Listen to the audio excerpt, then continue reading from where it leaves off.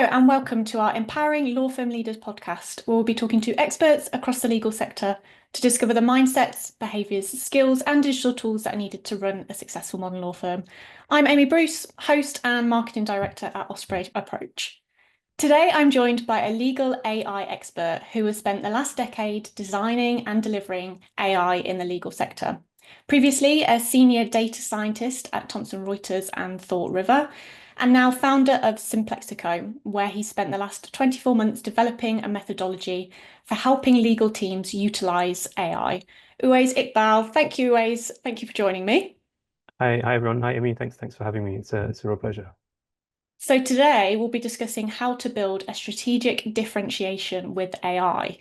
We'll cover how firms can effectively prepare before investing in AI, innovative use cases for utilising AI, how to spend your tech budget wisely, and lessons learned from the sector to help you avoid those mistakes. But first, before we jump in, tell me a little bit about your background and your experience that's led you to where you are today. Sure. I always start with this caveat that I'm not a lawyer. I don't have a legal background. I never went to law school. I never trained. I've never practiced law. I come more of as a technologist interested in the sector. So my background at university, I studied theoretical physics and philosophy, and then I moved into the technology world. And it just so happened that the first job I landed out of university was at a legal tech startup, and I was building machine learning models for extracting information from contracts. And it was a really interesting space of exploring how technology could be applied to legal data. So I fell in love with the space, and over the past 10 years, I've worked at a number of legal tech startups, Eigen Technologies, ThoughtRiver, if anyone's familiar with those names.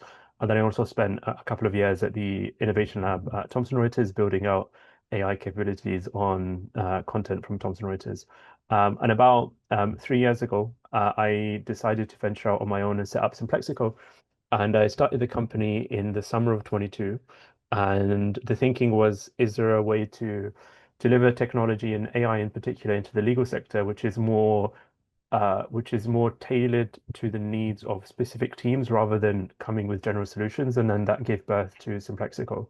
So I started the company in the summer of 22, and then ChatGPT, Gen AI, that all kicked off later that year. So the timing was really fortunate. And since then, over the past 3 years, we've done a whole variety of things across working with Magic Circle law firms, traveling to do international conferences, um, running training events for law firms, through to helping run workshops with partners, through to building bespoke and custom AI systems for law firms and legal teams as well. So a lot of what we're doing is thinking about how do we demystify AI as much as possible? How do we de-hype it as much as possible to help people understand through education? How do we get really clear on what the applications of AI are within the context of a legal practice or within a firm? And then adjacent to that is how do we target those use cases with tailored solutions? Because the practice of legal work is very specific and custom to the type of work, the type of firm, and the type of client. So how do we work with the technology in a way which reflects that custom, high level, high precision work? And a lot of what we're doing is thinking about how we can help legal professionals step into this future of collaboration with AI. So that's part of our mission. How do we educate the industry about AI? How do we get people thinking about AI in a very practical way and a pragmatic way? And then how do we help people actually build some of this technology and tooling so that it actually delivers value for them in their day-to-day work? Yeah, absolutely. I mean, I'm so excited to have you on and to pick your brains. You use the word demystify and de-hype, and that is exactly what I want to do today. So, of course, this conversation is about AI, but I'm really keen to have a different conversation from what everybody has heard before. I don't want to talk about how scary it is. I don't want to talk about how small firms don't have the budget. I don't want to talk about security concerns. I want to share practical advice on how to explore, prepare, and use effectively to gain inspiration ideas of how you can take this back to your firm. So I'm Mhm. so glad to have you on and pick your brains. And congrats on Simplexico and going out Thank on you. your own. That's very exciting. So the company, Simplexico, aim to create a strategic differentiation for firms using AI. So I want to start with some inspiration for firms on what they can actually do with AI. Can you share some examples of successful use cases that you've helped firms stay competitive when using AI? Yeah, I always think it's useful when we're starting these conversations to try and ground the conversation. So usually a good place to start is thinking about how do we define AI? And working Mm. with lawyers, everybody loves the definition, so that's a good place to just make sure we're on the same, we're all speaking Yeah, about the same please. thing. So when we think about AI, we think about it as a technique which leverages machines to replicate what humans are able to do. So as humans, you can think of lawyers as a subset of humans. They're all human. So you can think of lawyers as a subset of humans, and lawyers go about the day-to-day work doing very complex cognitive processes of reading documents, analyzing information, speaking to clients, analyzing, researching case law regulations, looking at different jurisdictions, and creating a picture to actually deliver legal advice or deliver legal services in the context of what they're doing. So what we want to try and explore with AI in the context of legal is specifically how we can use machines to replicate aspects of what lawyers do in terms of their day-to-day basics, in terms of the day-to-day work and the day-to-day interaction with the law. And the understanding we have is that AI is not competitive to what lawyers are doing, but it's very complementary. So there's a narrative in the industry that AI will eventually replace all lawyers. That's one narrative. It's a narrative of competition. There's another narrative of collaboration, and that's thinking about machines are only useful at so many things. Even as the technology advances, there's always going to be limitations to what machines are capable of. And lawyers are especially becoming more valuable for their expertise, their insights, and the domain knowledge as subject matter experts. So how do we think about combining the best of both worlds? How do we bring the information or the content, the context and the expertise that lawyers have from practicing the law and the ability of these of Gen AI, these LLMs, AI more generally that have kind of burst onto the scene in the past couple of years. How do we integrate them in an effective way to help deliver better legal services, to help better deliver legal advice, help better deliver legal outcomes? So once we frame the context, once we frame the discussion in that context, a lot of thinking about how to use AI and leverage AI within the legal space is thinking about what are the challenges, what are the legal challenges currently within workflows or currently within service delivery, and thinking about how those can be pivoted into opportunities for applying AI. So, for example, one common opportunity that people go towards is efficiency. So, for example, if there's a bottleneck in terms of capacity to take on work, is there a way AI can be introduced and integrated into that workflow so that this combination of machine and human can take on more work than humans could do alone? There's other aspects in terms of how do we improve the lawyer experience? How do we make life and work more enjoyable for the lawyers themselves? And that's thinking about how do we offload the drudgery, the administrative work of looking through documents, finding relevant piece of information, doing very basic analysis. How do we offload that to machines so that the lawyers are actually enjoying the fun part of the law, which is the complex analysis, the complex reasoning, the complex strategic interactions with clients and things like that.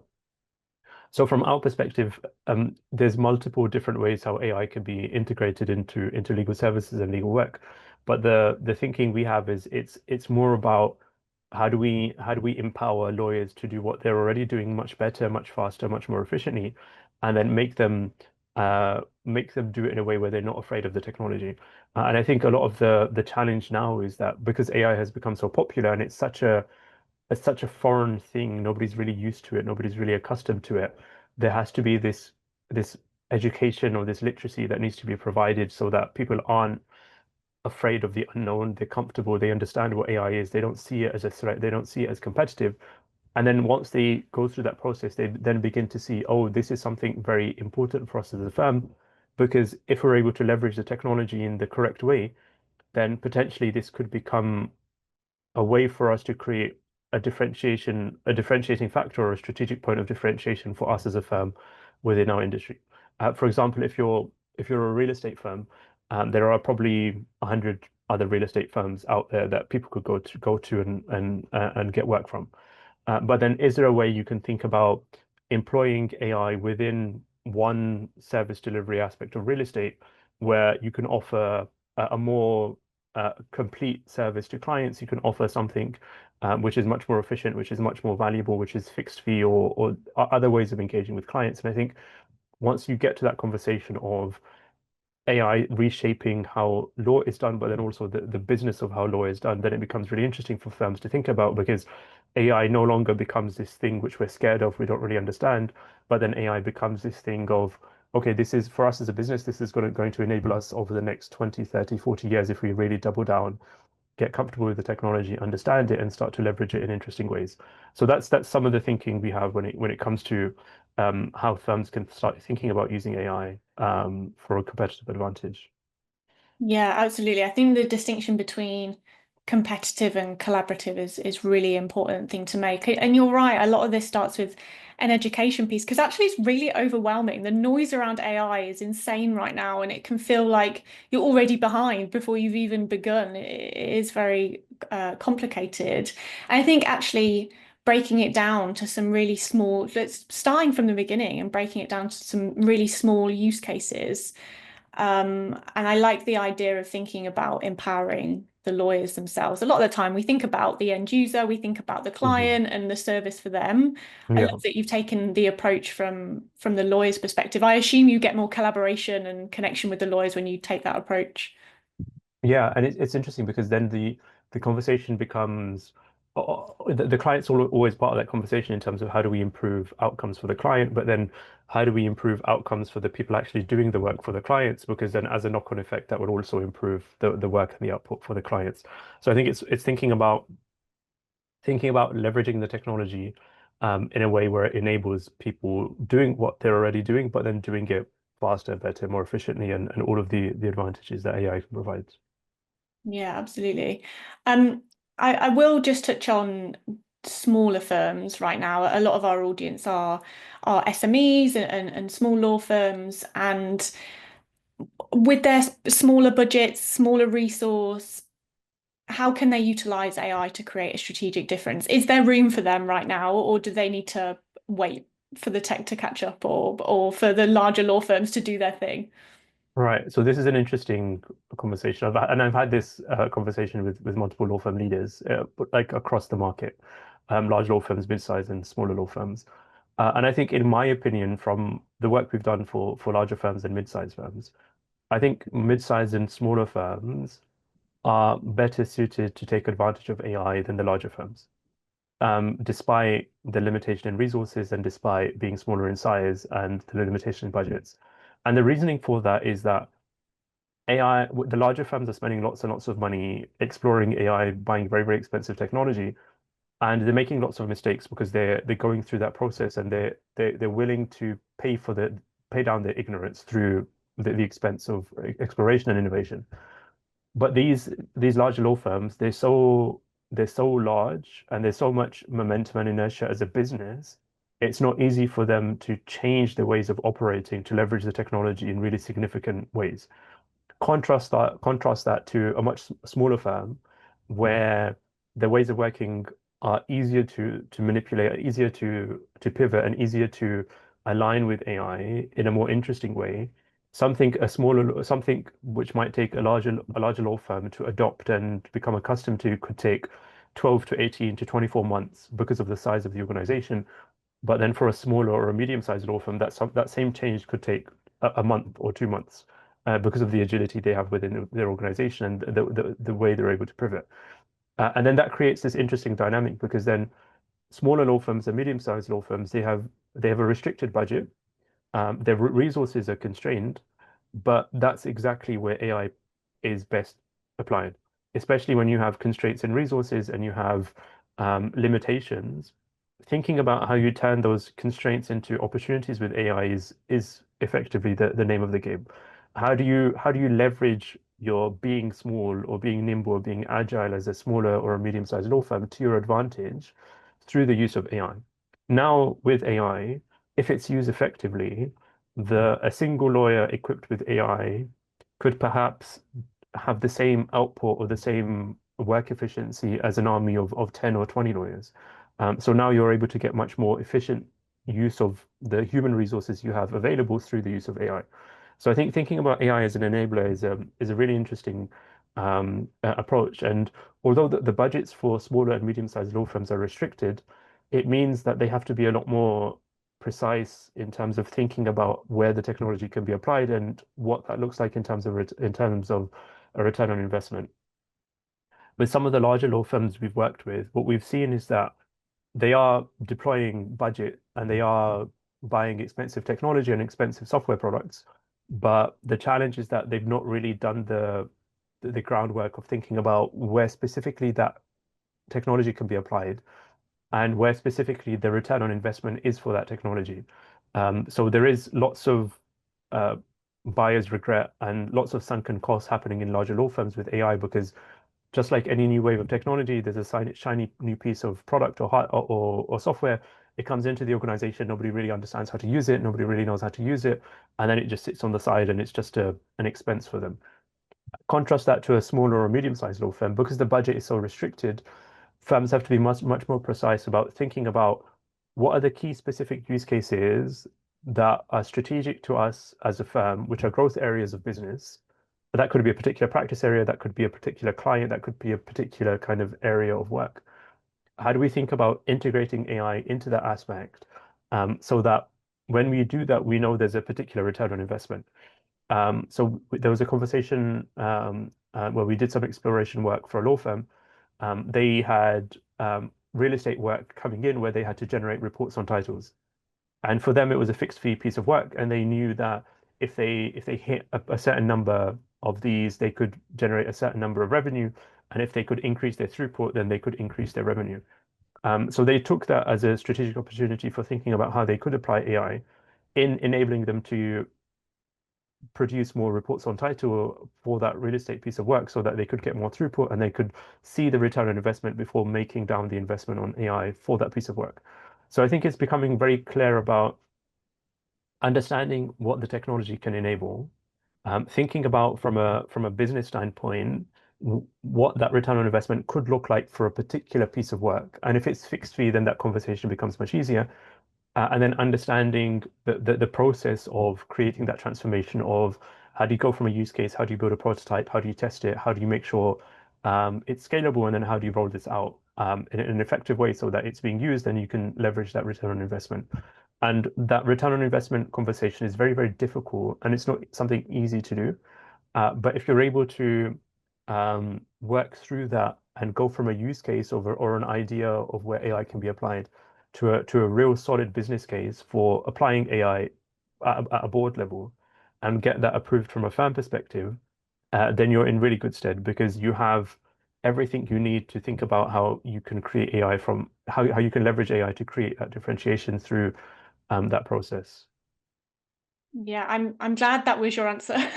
And I'm glad everybody in this conversation can feel a part of that. And you're right, this is exactly where AI works best, in those places where budgets and time and resources Yeah. is constrained. And let's not get disheartened by the firms with shiny innovation teams that have a large headcount focusing solely on this, because actually, like you said, they're a lot less efficient in what they're trying to achieve. They're a lot less specific. And maybe they're trying to solve a bigger problem, whereas actually the smaller problems day to day will have a bigger impact on the revenue and what you're trying to Yeah. achieve. And another way to think about is that what a lot of the larger law firms are doing, they're trying to solve the needs of everybody within the organization. And if you Mm, have a large organization of 500, 1,000, 2,000 people, it becomes very complex to find like the unification of that technology so you can drive a business outcome. But if you have a much smaller organization or you have a much smaller practice group where you know there's a specific use case for where AI can actually do something very valuable for the entire organization, then that's an easier proposition to say, we want to use AI in this particular use case for this particular outcome, for this return on investment.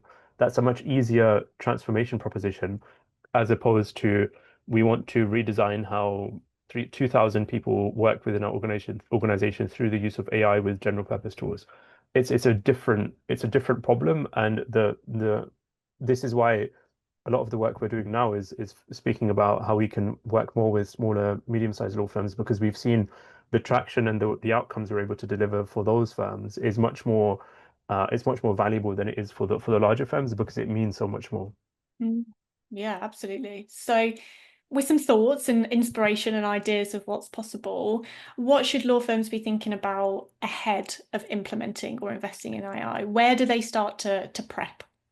Sure, that's a really good question. And I think education and becoming uh, literacy it's a loose term, but I think becoming educated about AI to an extent where you're able to understand, independent of vendors on the market, what the technology, what the capabilities of the technology are, as well as the limitations, and where that can be applied within a legal context.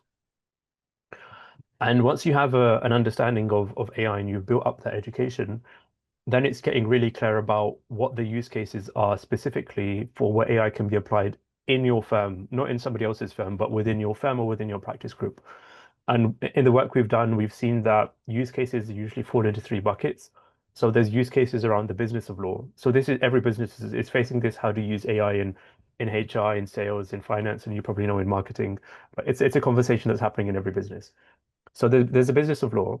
Then there's the management of legal work or legal operations, thinking about how AI can be used in the context of better operationalizing legal resources. So that's things like matter management, spend management, predictive billing, predictive resource estimation, all of those things which are more on the operational level. And then the really exciting space, which has only come about through generative AI and large language models, is thinking about how AI can be used in the practice of law. So if you're in a real estate practice, or you're in a commercial practice, or you're in a dispute resolution practice, how can AI be used specifically within your practice for the legal outcomes that you're interested in? So those are three buckets where AI use cases can fall into. And what we've seen work really well for the firms that have actually made a lot of progress with the technology is getting really clear about what the use cases are within those different areas. So within the business of law, that's relatively easy because you'll find a lot of stuff online about how to use AI in kind of general business areas. uh, Legal operations and legal kind of project management is a bit more vague because it's at a higher level and not many legal practitioners are exposed to that. But then it becomes really valuable to do this exercise of going through each of your practice groups to understand what's the work they're currently doing day to day, thinking about where the bottlenecks are within their current provision of resources, and then thinking backwards and saying, okay, can AI can we turn those bottlenecks into opportunities for applying AI? And then once you have that narrative and once you have that perspective across the firm, across the different practice groups, then it's thinking about how do we prioritize those opportunities of use cases.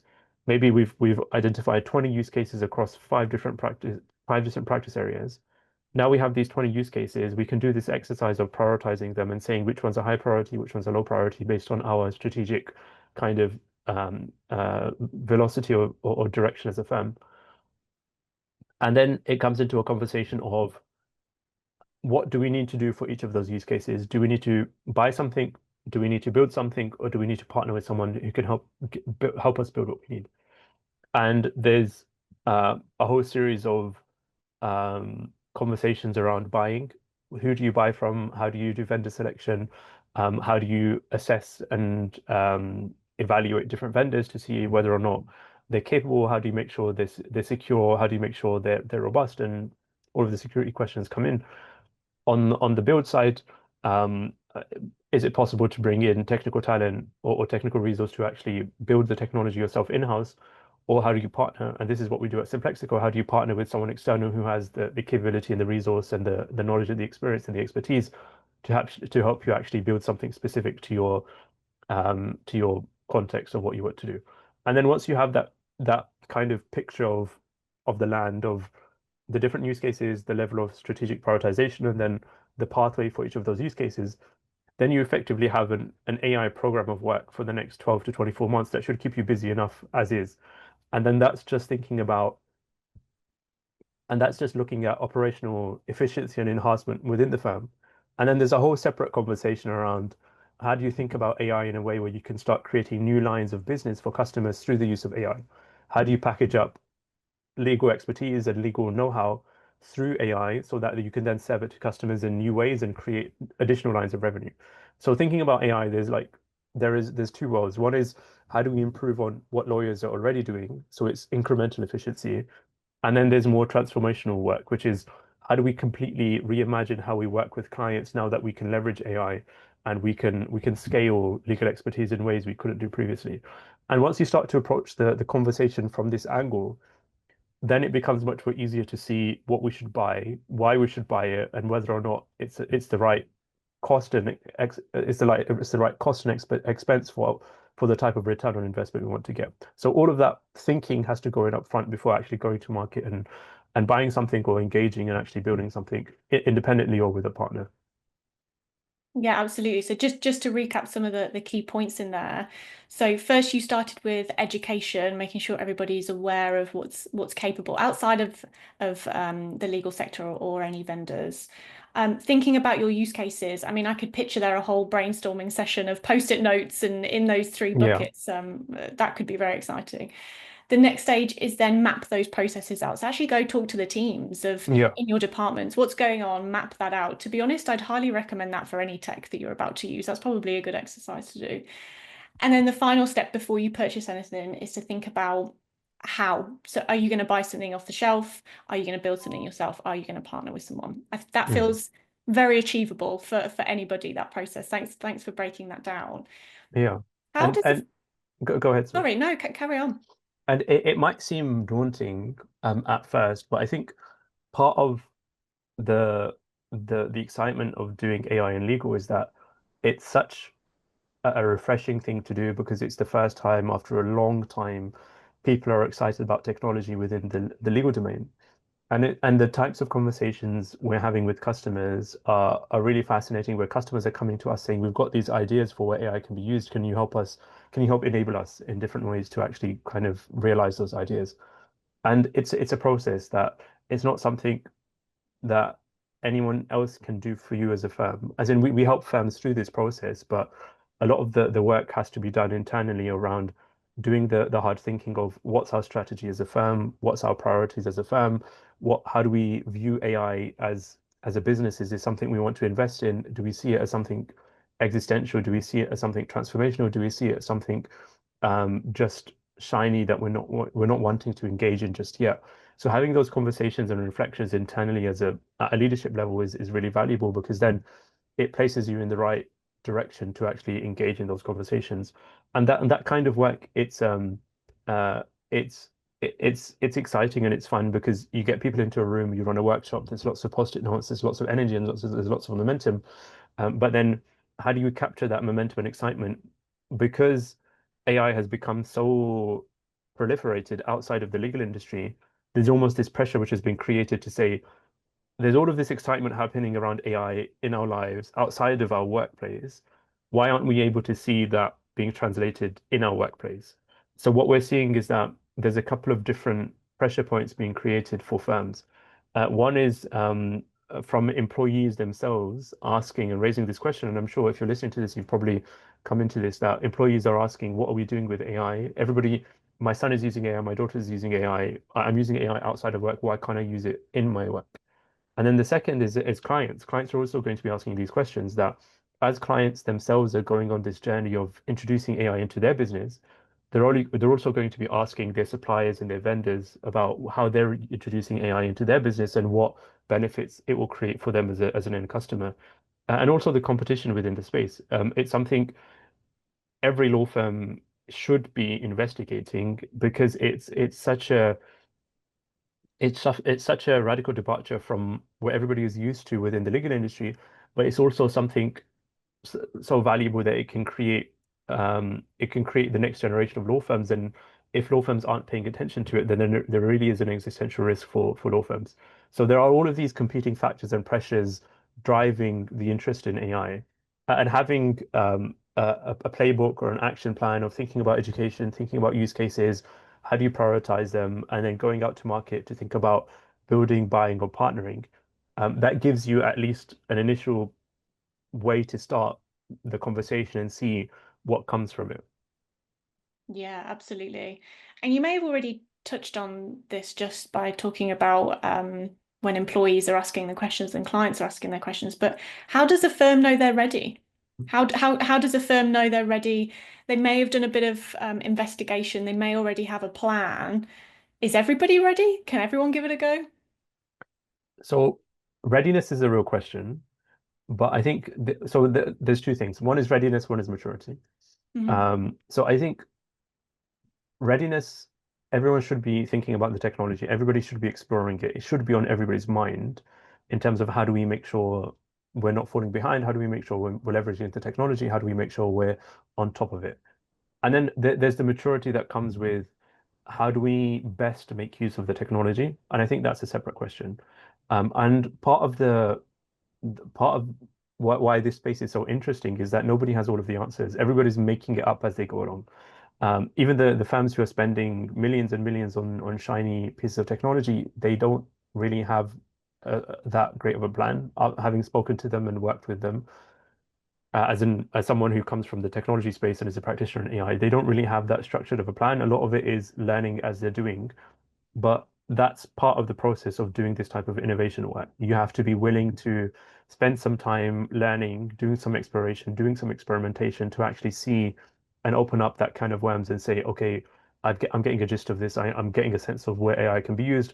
We should maybe think about investing in at least one project this quarter to look at AI as a way of not necessarily not necessarily winning with the technology, but as a way of just learning about the technology so we can get closer to it.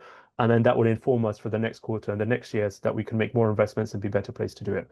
So I think thinking about doing stuff with AI, and I think this is really why building or partnering is quite valuable because you actually get into the weeds of the technology, how it works, how you can make it work within your own organization by leveraging your cloud through Azure and AWS and things like that.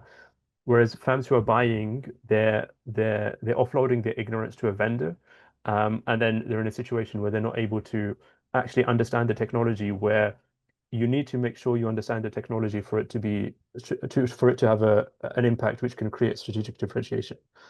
So I think understanding these kind of nuances where with AI, because it's not the same as software. With software, you could build, you could buy, you could forget about it, and it's not really going to affect your business that much. But AI is different.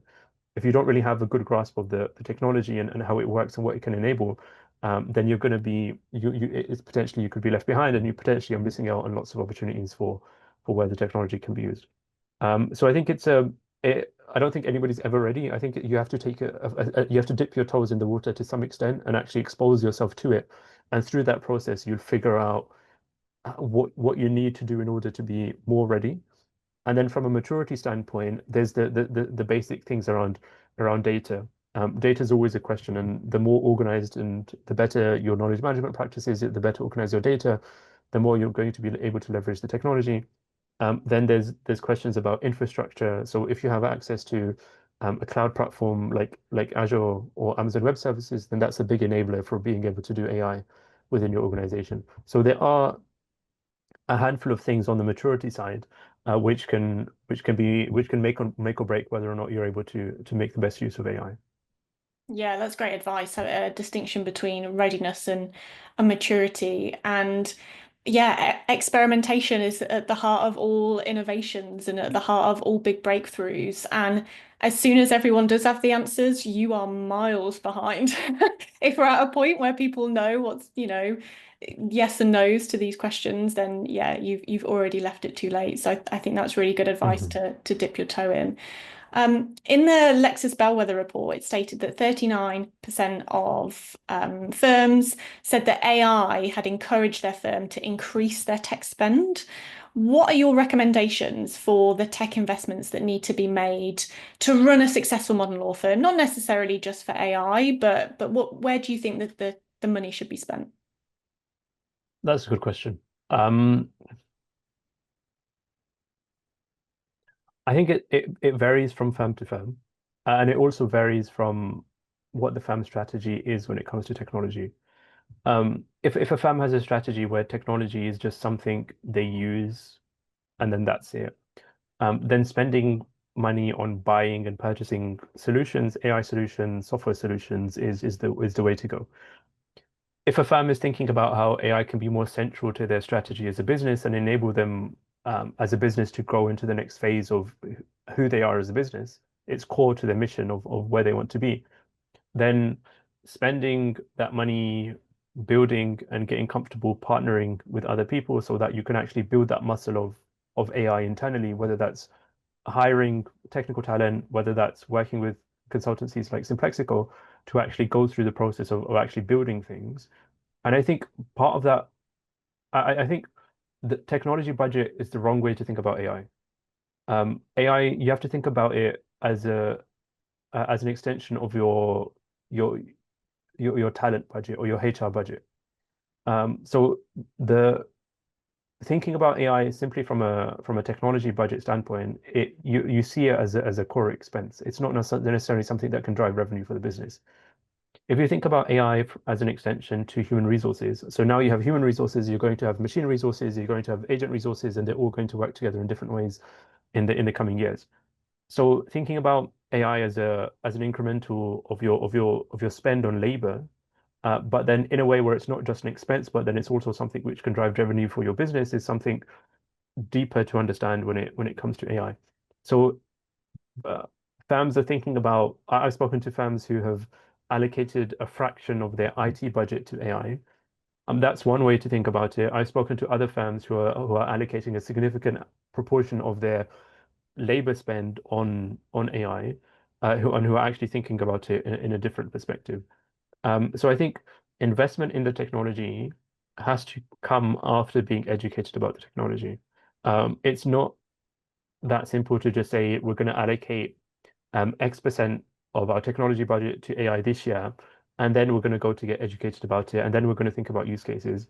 I think that the conversation has to happen a bit more, a bit prior to that. The education has to happen at the board level, as well as the level of the decision makers who are actually deciding the budgets, to actually think about from a longer term perspective, how do we invest in AI and how do we see it impacting our spend on labor and our spend on resources and not just as a technology expense. And we've seen firms take different approaches with this. That's super fascinating. And I think that immediately shifts your mindset on how you think about it. And actually, I wish just investment in tech in general could perhaps be switched because it isn't like paying for your rent and it isn't like Yeah. paying for your water. There is investment to be made that can create opportunity for you from a business perspective, whether that's saving money or helping you spend it in a better way or Mhm. helping you increase revenue. But I think that idea of switching the thought is really interesting. It also made me consider for you to do the successful experimentation that you mentioned, you're going to need people resources to do that for you, to map all this stuff out, Yeah. and whether that's external provider or whether that's someone you hire internally, it needs somebody to prioritize this, else it just isn't going to happen. And that's a people expense, not a tech And expense. that's a people expense. And then there's going to be expense around training and upskilling. Then there's going to be expense around um, culture. Like how do you create the right ecosystem or the right culture for transformation? And I think what's happened is that we've seen a lot of firms do this, especially within the mid-market. There's a partner who's very tech savvy, and he says, or he or she says, I'm going to champion AI within the firm. But 6 months pass, 12 months pass, and there isn't any real tangible results from their efforts. And then that's not to say they're not competent, it's just to say they're just busy, right? They're partners, they're fee earners, they're busy doing what they're paid to do, right? And they don't have the time allocated to be able to do that. So then also thinking from a fan perspective, how do you create the space for people to do this experimentation, to explore the technology and actually play around with it, with the goal of creating these outcomes? So we've seen firms who've actually allocated um, across the firm a number of billable hours so that people can get engaged with innovation projects. And we've seen other firms who have dual innovation fee earning roles so that half of their time is allocated to fee earning and half of their time is allocated to innovation type work. So having this understanding and that mindset that has to come from the managing partner, or that has to come from the leadership to say, if we're going to invest in technology, we don't just need to spend money on buying software. We also need to think about what resources needed from a human perspective to actually make this work. What's the human factor involved? So yeah, that all of that conversation has to be thought about together because what we see happening is firms are going out spending lots of money on expensive AI software, and they've not created the space for the change management and the adoption and nobody uses the technology and then it's a sunken cost and then there's buyer's remorse. So that's a situation you don't want to be in. Yeah, we see the same in case management software, never mind AI. You touched on it earlier, so I can assume your answer, but how important is data to taking advantage of AI? I think data is really important, and I don't think firms have really understood how valuable their data is. So if you take a step back and you look across the entire um, technology market and the entire world of AI, what's happened is that the model providers, the big technology companies, OpenAI, Microsoft, Google, they're creating these large language models, these AI systems, and the way they're doing that is they're scraping all publicly available data. And that's now all been cannibalized. And now these companies are starting to strike deals with companies who have proprietary data sets. So the Financial Times, publishing companies, medical journal companies, things like that. So they can get access to the data. So the thing that drives the quality of an AI system is the data. And law firms, they're sitting on very, very high quality, pristine data that is very, very valuable in the eyes of the AI world. And law firms, we don't really have, in the legal industry, we don't really have a very positive view of management. We have a very dim view of it. It's not something anybody wants to spend too much time doing because it's not as exciting as actually fee earning. But when we think about knowledge management, you have to think about it in the context of how do we capture the insights and the expertise which sit in the heads of the lawyers. And if we're able to capture that into content, into data, and it's well structured and well organized, then how do we embed that within an intelligent system so that we can scale legal expertise, right? And this becomes interesting because then law firms can actually think about how they no longer are limited by the number of partners they have or the number of associates they have. They no longer have to worry about what happens when someone leaves the firm. They can create effectively a hive mind of expertise and knowledge and skills within the form of intelligence by having good quality data and combining that within an AI system. And then potentially that's something um, which could be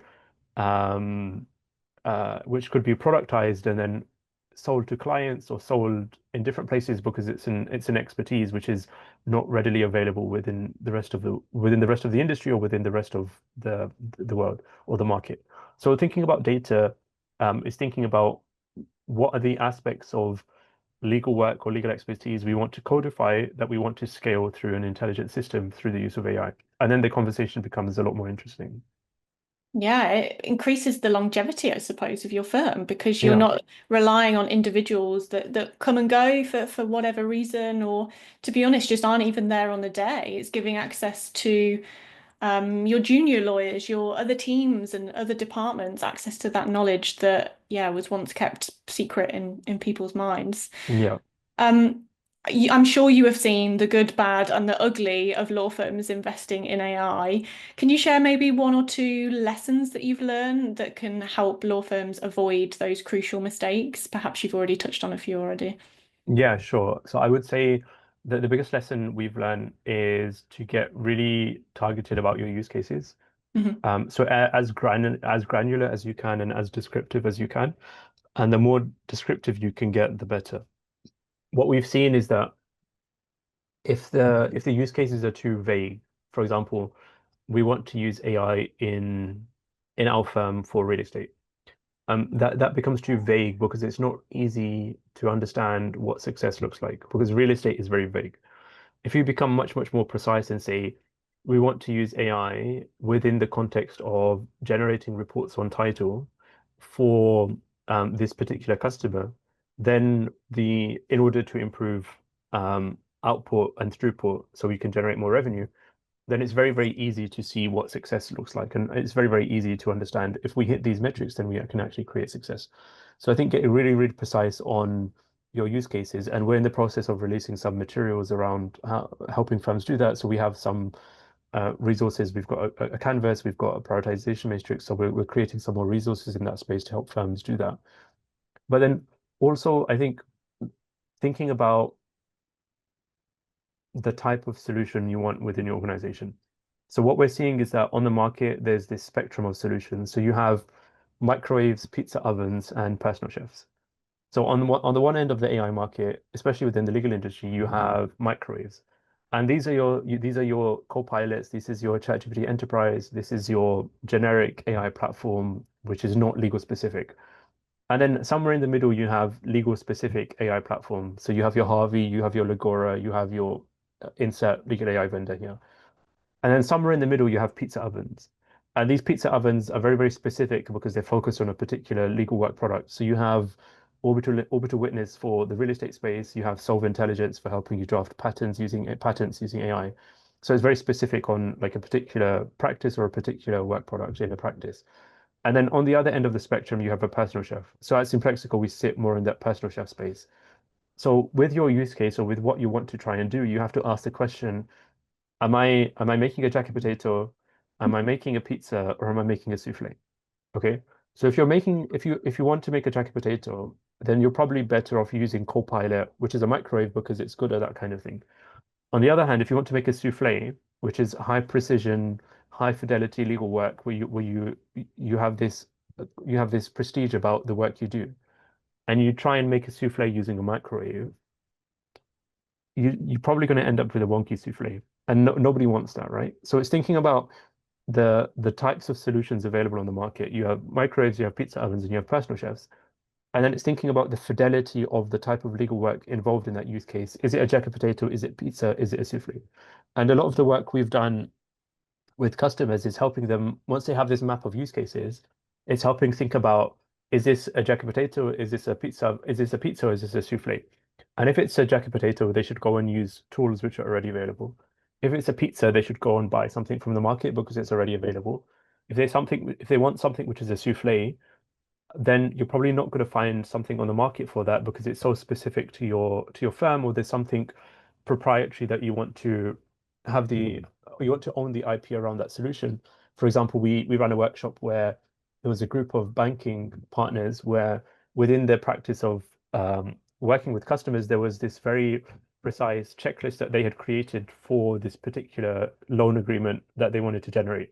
And then to be able to see that opportunity for applying AI, you had to be a banking partner or you had to be practicing banking law.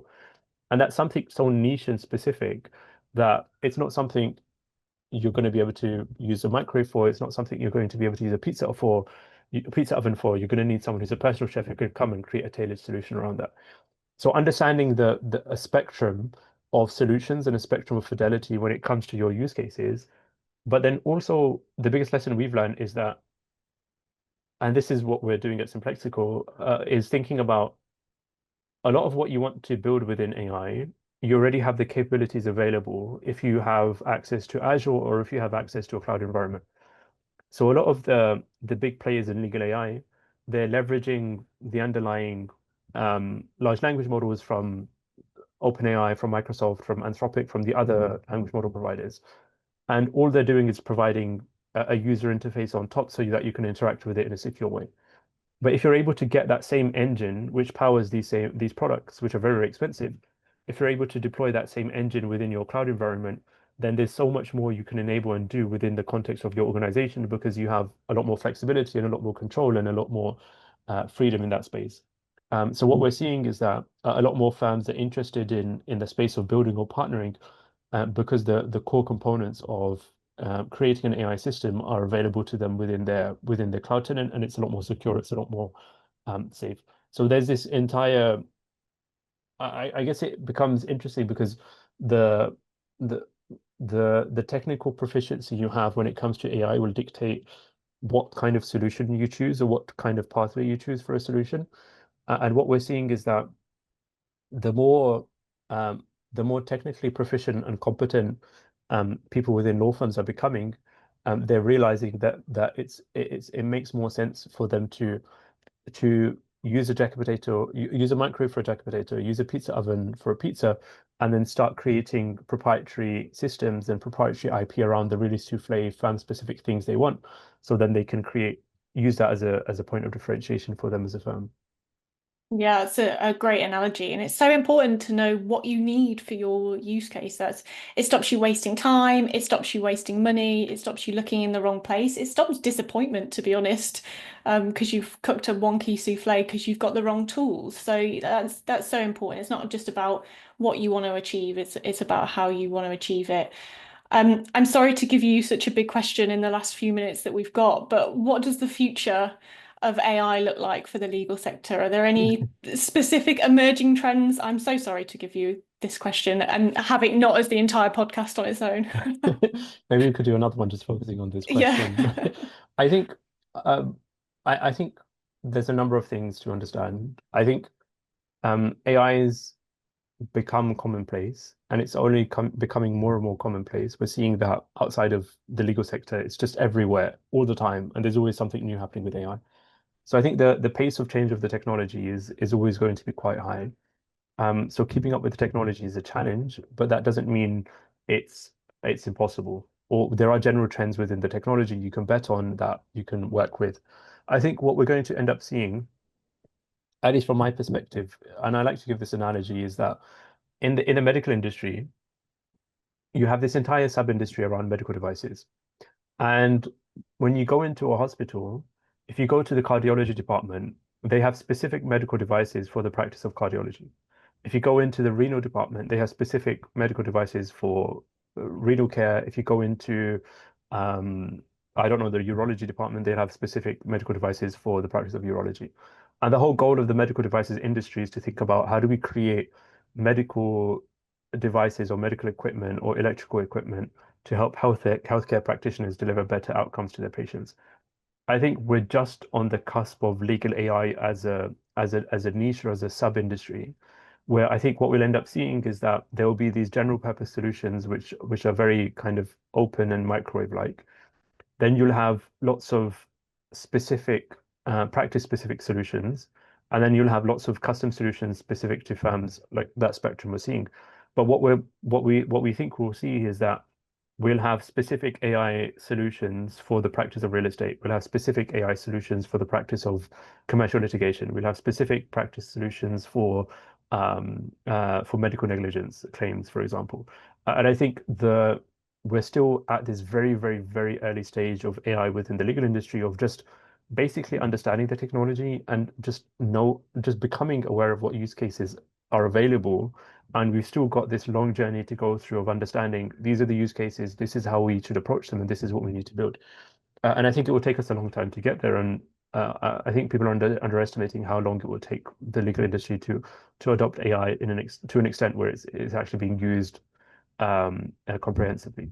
So from our perspective, we see legal AI specifically as how do we think about building and creating AI applications that can support legal professionals to deliver better legal outcomes to their clients. And then that's the way we see it. It's how do we help the lawyers do what they do better so they can serve the clients better. And it's not really about replacing the lawyers. It's not really about um, using the technology in special ways. It's just becoming very, very clear on what the lawyers are doing. How does it benefit the client? How can AI be introduced into that picture so that you can create better outcomes? So yeah, that's how we see the future of AI in the legal sector.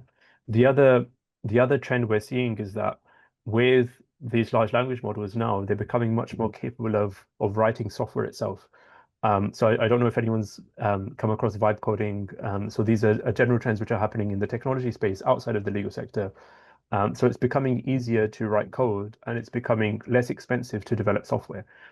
So what that means is that software will become easier and easier to build. So that's an interesting point to think about for law firms around if software is becoming easier to build, is that something law firms should think about exploring further around how can we how can we leverage our skills and expertise with AI, package it through software, and create better products for clients or better solutions for clients. So I think that the world is changing, but it's changing in exciting ways. And I think law firms, small and medium-sized law firms especially, they have the biggest advantage and they have the biggest return to make on the technology if they approach it in the right way. Yeah, absolutely. They've got the biggest wins to achieve, I think, small Hmm. to medium law firms. And it goes back to what you said earlier that at the moment we're looking at using AI to speed up and improve what's already happening. And Yeah, the future, a few years down the line, will be transforming and changing and totally, flipping this on its yeah. head and using AI to do things we could have never imagined and be really inspired. So, I mean, this conversation has definitely inspired me. Thank you so much for letting me pick your brains. Yeah, no, thanks for having me. It's been a pleasure. I definitely think we need a part two to discuss more on that. I've done you a disservice by giving you only 60 minutes to talk through this. It's such a big topic, but I'll include links to all of your website, all of your materials Yeah, in the notes so that people can contact you and reach out. But thank you, Uwais, yeah. for joining me today. Yeah, no, thanks for having us. And I think as a starting point on our website, we have a free course on AI, the basics of AI for anyone in the legal profession. So if anyone's interested in somewhere to get started, that's a free resource. Run through the course. Let us know if you have any questions. But yeah, if anyone has any questions or wants to talk about AI, feel free to reach me. I'm active on LinkedIn, and yeah, thanks for having me, Amy. It's been a real pleasure. Appreciate it. Thanks so much. Thank you.